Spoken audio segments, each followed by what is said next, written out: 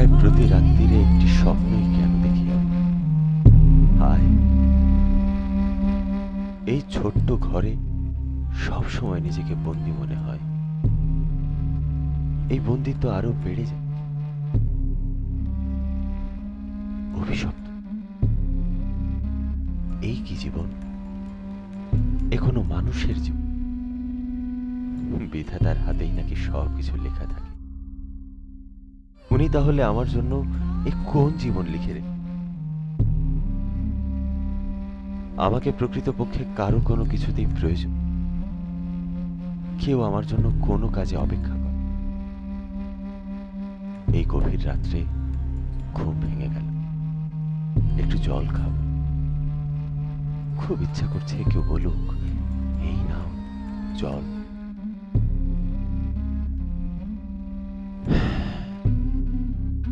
আমি জানি আমার কপালে সেই সৌভাগ্য নেই। কেউ আমাকে এক গ্লাস জলও এগিয়ে।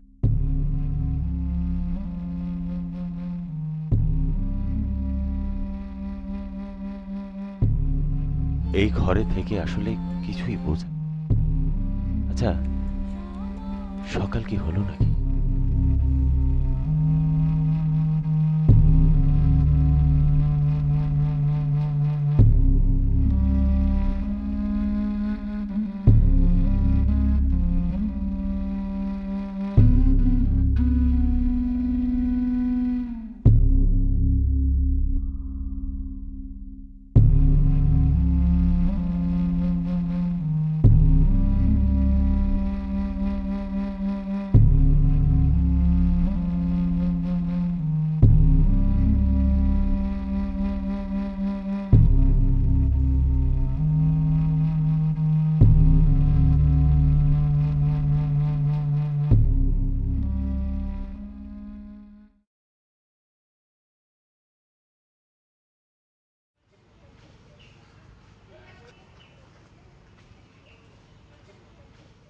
দেখেও দেখছেন না মনে হয়। না, আসলে তা নয়। অফিসের তাড়া, তার উপরে হয়েছে, আর ফিরিস্তি দিতে হবে না। আপনার কাছে এসেছিলাম একটা কাজে। কাজে। কাজ ছাড়া আসবো কেন? আপনার কি মনে হয় আপনার সাথে খোশ গল্প করার জন্য সাত সকালে এসেছি? না না, আমি তো তা বলিনি। ও হ্যাঁ, যা বলতে এসেছিলাম, জানেনই তো বাবা কেমন মুখ চোরা। মরে গেলেও মুখ ফুটে কখনো কিছু বলতে পারে না। সিজু, আসল কথাটাই তো বলছো না, কিন্তু আমার তো অফিসে দেরি হয়ে যাচ্ছে। আর আমার বয়ে গেছে আপনার সাথে কথা বলার। বলছি যে গত মাসে আপনার পিস্তুত ভাই ধনঞ্জয় এসেছিল আপনার কাছে। যাবার সময় বাবার কাছ থেকে 50টি টাকা নিয়ে গেছে। তা কি আপনি জানেন? ধনঞ্জয় টাকা নিয়েছে? আকাশ থেকে পড়লেন মনে হয়। আমি আমি তো জানি না। আপনি জানেন না মানে? বললো তো যে আপনিই টাকা শোধ করে দেবেন। কত টাকা নিয়েছে? 50 টাকা। কবে নিয়েছে বলো তো? গত মাসে এসে নিয়ে গেছে বাবার কাছে।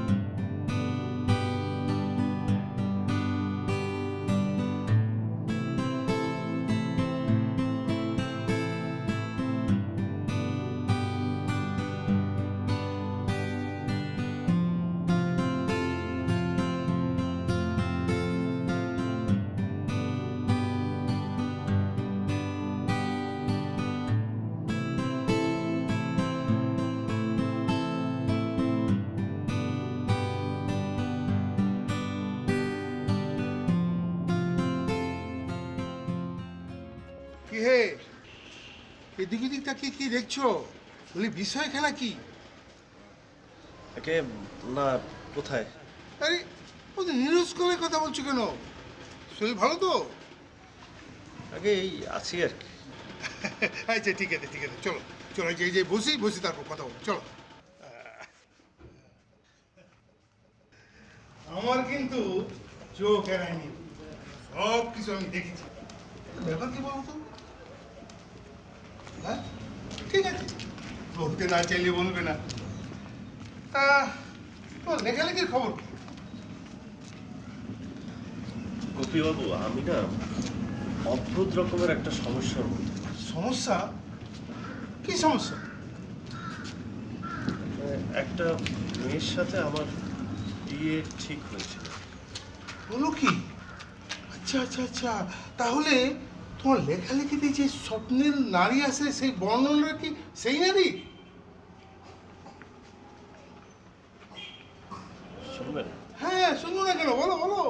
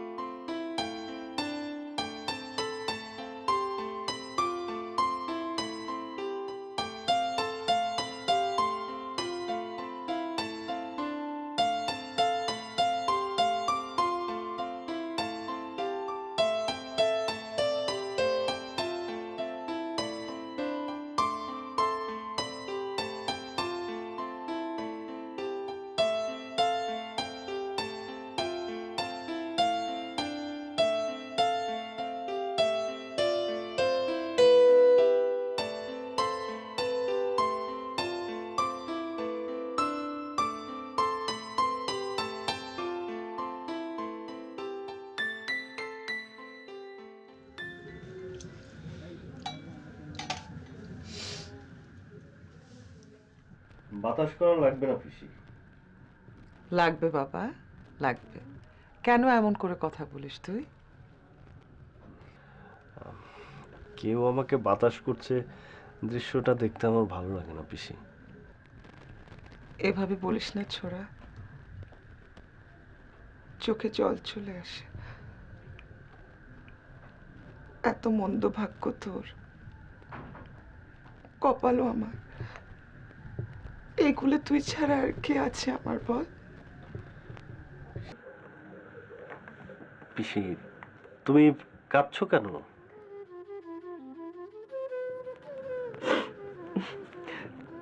কলকাতায় তোর খুব কষ্ট হয় তাই না? কষ্ট কিসের? এখনো কি নিজের রান্না নিজেই করিস? রান্নার লোক পাবো কোথায়? আর পেলেও আমার সাধ্য কি বলো? করি তো একটা কেরানির চাকরি, বেতন পাই 25 টাকা। ওই টিউশনিটা আছে দেখে দুটো খেতে পাই, তা না হলে কি যে হতো। এভাবে বলিস না, তোর কথাগুলো বুকে গিয়ে বেঁধে। তোকে এবার কেন এখানে নিয়ে এসেছি জানিস? কেন? একটা মেয়ে দেখাতে, খুব ভালো মেয়ে, মুখখানা একদম দুর্গা প্রতিমার মতো। বাবা মা নেই, একটা ভাই আছে, ভাইটাও চন্ডাল। আমি নিজেই তো চলতে পারি না পিসি, বিয়ে করে খাওয়াবো কি? তোর খাওয়াতে হবে না, ওটিকে আমি আমার কাছে রেখে দেব। হলো তো?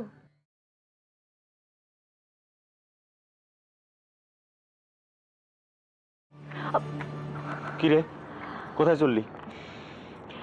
কোথাও না তো। আচ্ছা, তুই যে আগের মতো সেই ছোট্ট খুকিটি নেই, এটা তোর মাথায় থাকে না? হ্যাঁ, সারাদিন ধিং ধিং করে ঘুরে বেড়াস, এ বাড়ি ও বাড়ি, এটা কি? চুপ করে বসে থাকা যায় না? দাদা, আবার কি? আমার জন্য একটা জিনিস এনে দিতে পারবে? কি? খুব ছোট্ট ঝালর দিয়ে একটা খাঁচা। কি করবি? আমি ফরিংপুর। ফোর্ডিং? পাগল, চল।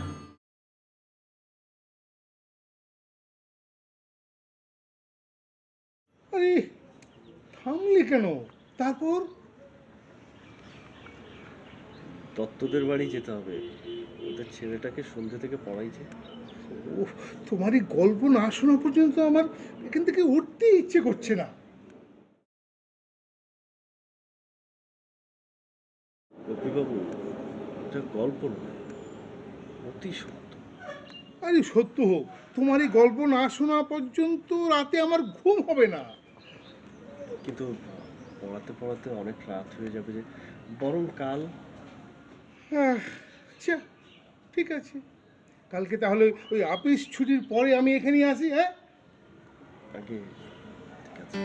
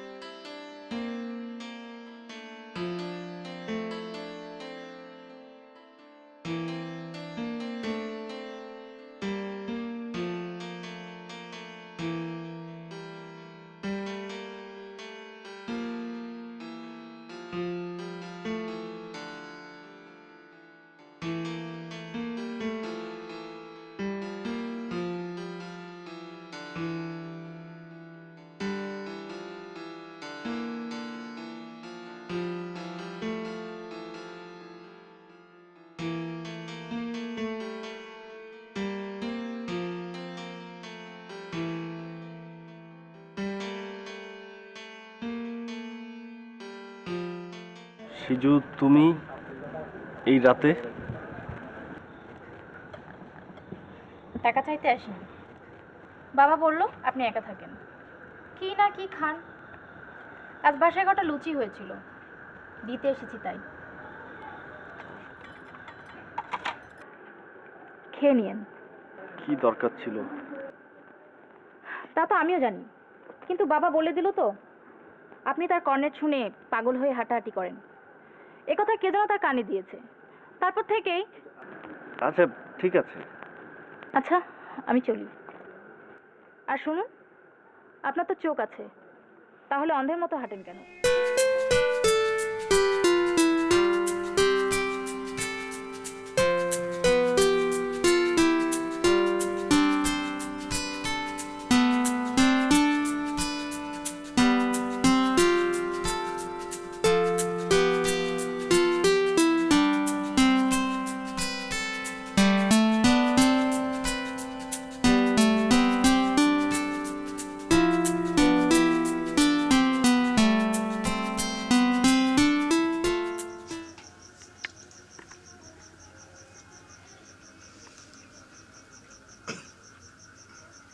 গ্লাস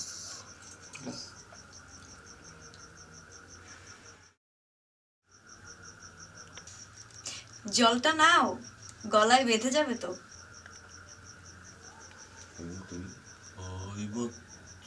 তুমি কেন, কোনো সন্দেহ? কেন, কোনো সন্দেহ? আমি জানি এ সত্য নয়, মিথ্যা, কল্পনা। কেন তুমি বারবার কল্পনায় আমাকে জড়াও, মোহে আমাকে জড়াও? আমাকে অস্থির করো। আমাকে অস্থির করো? কি আনন্দ পাও তুমি?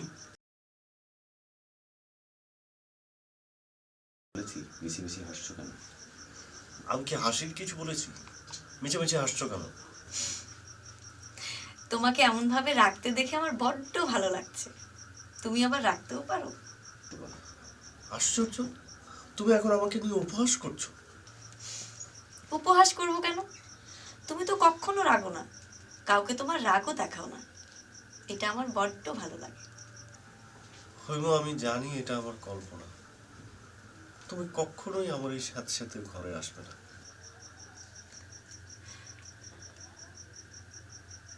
কে বললো আসবো না? এই তো এলাম। কখনো না, কখনো না, কখনো।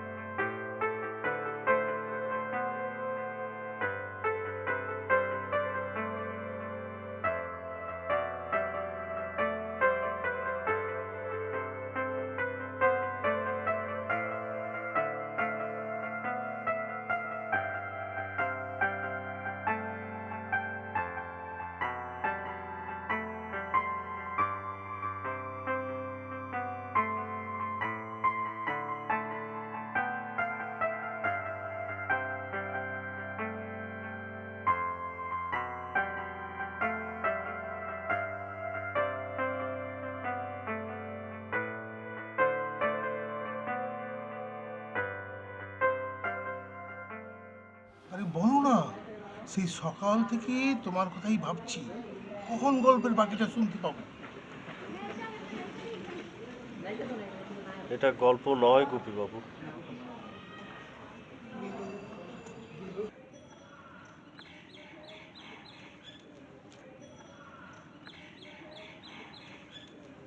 এ কি এতক্ষণে? হ্যাঁ পিসিমা, অনেক কাজ ছিল আমার।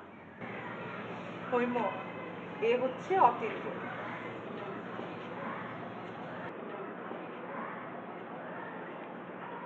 এ কি, কি হলো রে? আমি ওর কথা তোকে বলেছি। বল, একদম দুর্গা প্রতিমা না? হৈম, এ হচ্ছে আমার দাদার ছেলে।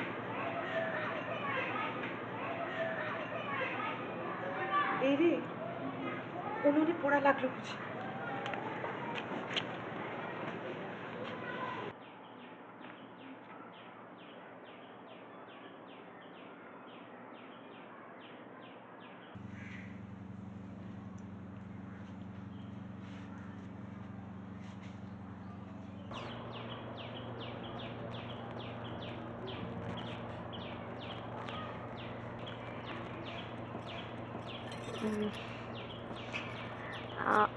আমি আপনাকে নৌকোয় দেখেই চিনেছি। কিভাবে? এখানে এভাবে কেউ দাঁড়িয়ে থাকে না। আমি কিছু ভুল বললাম? ভুল বলেননি। আচ্ছা, কি যেন বলছিলেন, বাড়িতে অনেক কাজ। কি কাজ বলুন তো? বলা যাবে না, আপনি হাসবেন। আচ্ছা, বলুন না। হে মা, আপনি আমাকে আপনি আপনি করে কেন বলছেন? আমি তো আপনার থেকে ছোট হব। আমাকে কি তোমার অনেক বুড়ো মনে হচ্ছে? এখন তুমি করে বলছেন আর মনে হচ্ছে না। আচ্ছা, কলকাতায় গিয়েছো কখনো? হ্যাঁ, সেই ছোটবেলায়।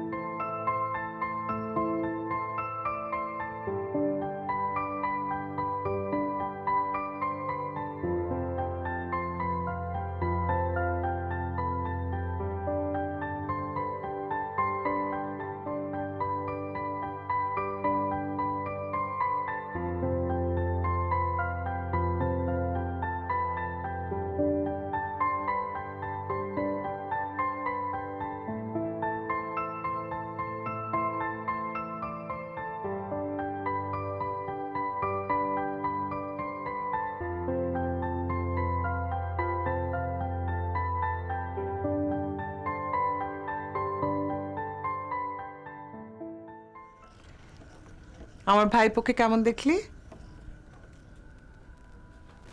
খুব আমার তো খুব ভালো লেগেছে। খুব ভালো লেগেছে? আচ্ছা ঠিক আছে, তাহলে তোকে ওর সাথে কলকাতায় পাঠিয়ে দিব। হ্যাঁ,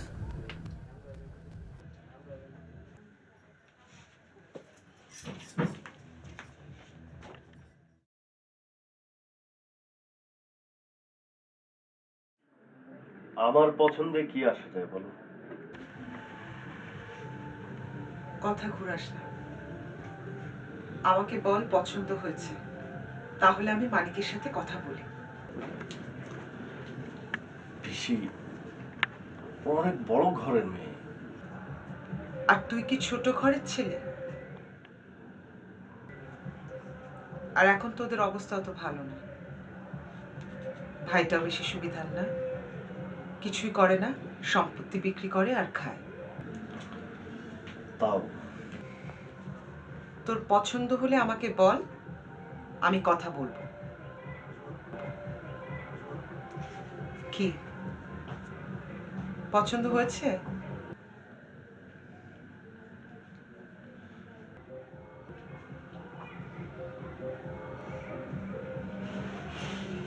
হয়েছে। মানে আমি বেশি কথা বলতে পারবো না। আমার ভাইপো শিক্ষিত, কলকাতা অফিসে চাকরি করে। না, আমার তো কোনো অসুবিধা নেই, কিন্তু কিন্তু আমি কিছু দিতে পারবো না। তোকে আবার কি দিতে হবে? আর তুই দিলেই বা আমরা নেব কেন? তাহলে তো কোনো অসুবিধাই নেই। ঠিক আছে, তাহলে আমি দিন তারিখ ঠিক করি। সামনের ফাল্গুন হলে তো ভালো হয়। হ্যাঁ, আগে না, আমার আসলে অত সময় নেই, আমি একটু ব্যস্ত আছি।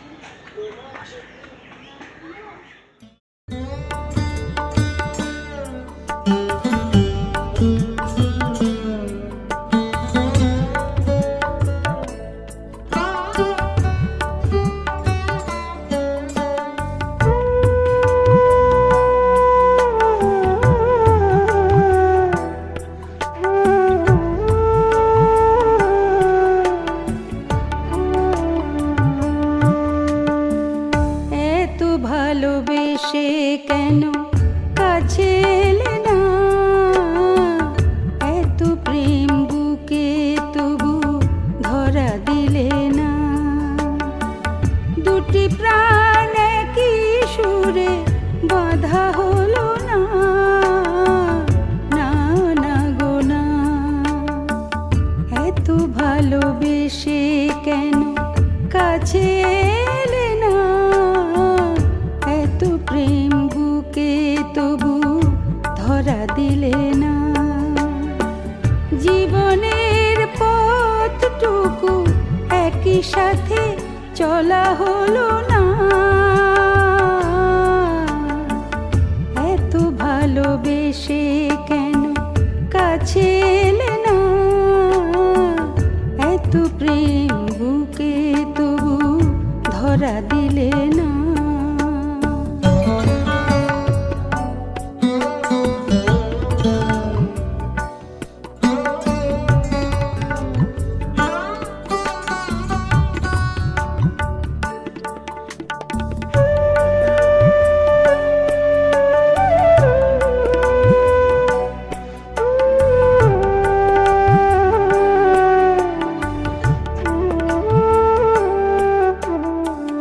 কত ফুল ফোটে কত অনাদরে ঝরে যায়, সব ফুলের ঠাই কি গো পূজার ঘরে হয়,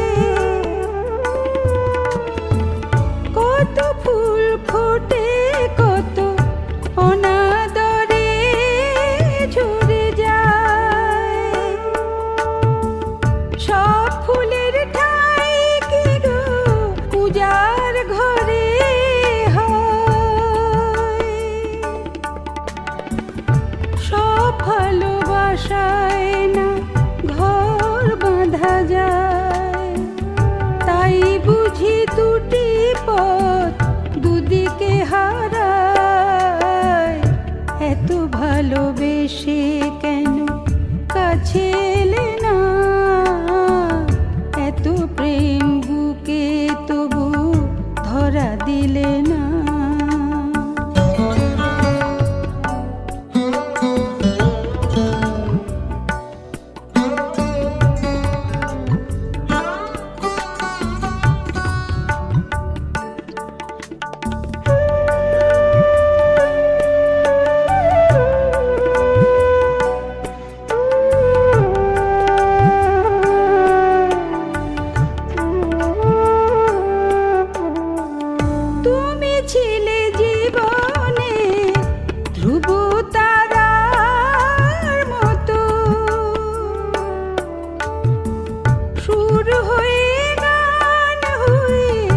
বাজো বিরত তুমি ছিলে জীবনে ধ্রুব তারার মতো সুর হয়ে গান হয়ে বাজো বিরত জলের আখর নও তাই মোছা যায় না পাওয়ার মাঝে বুঝি বড় পাওয়া হয় এত ভালোবেসে কেন কাছে এলে না এত প্রেম বুকে তবু ধরা দিলে না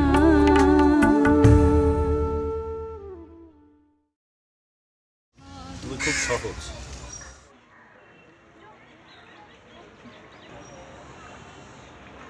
এই সহজটাই কঠিন মনে হয়।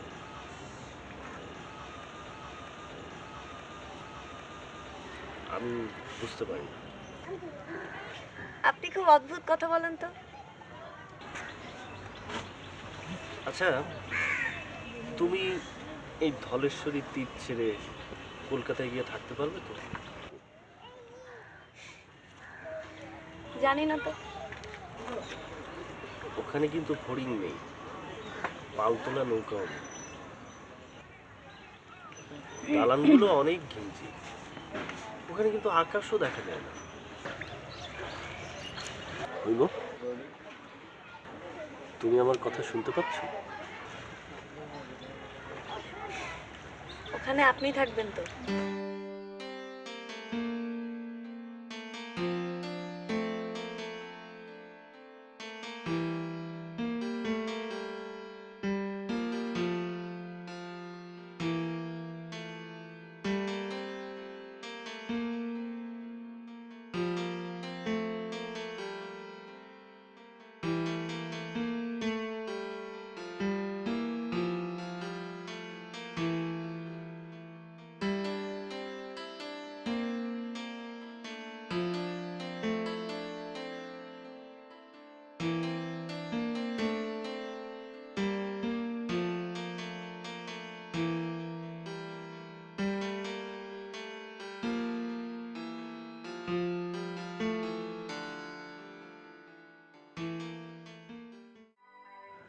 তাহলে কি তুই ভোরের ট্রেনেই যাচ্ছিস? হ্যাঁ পিসিমা। এর মধ্যে তাহলে আমি সব ঠিকঠাক করে ফেলি। ফাল্গুনের 7 তারিখ বেশ ভালো একটা দিন, তুই কি বলিস? তোমার যেটা ভালো মনে হয় করো।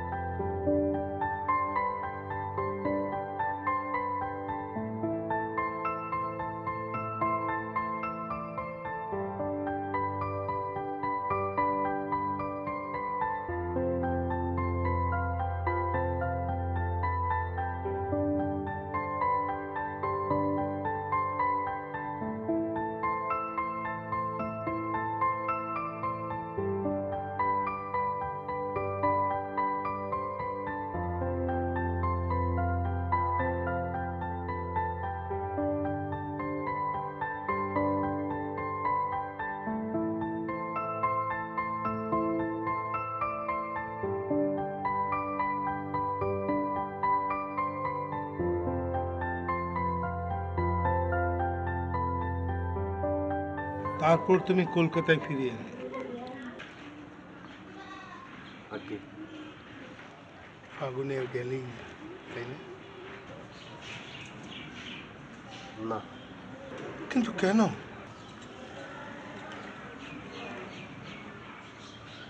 লগ্ন শুভ ছিল, তারপরও পালিয়ে এসেছি। এতে মেয়েটা তো রক্ষা পেল। তাই বলে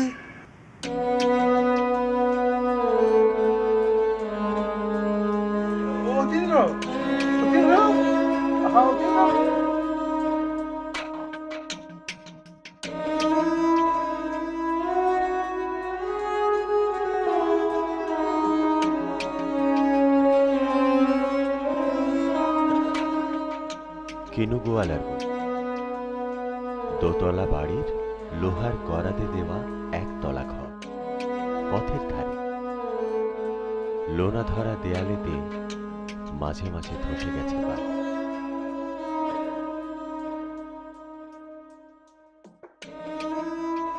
মার্কিন থানের মার্কা একখানা ছবি, সিদ্ধিদাতা গণেশ, দরজার পরে।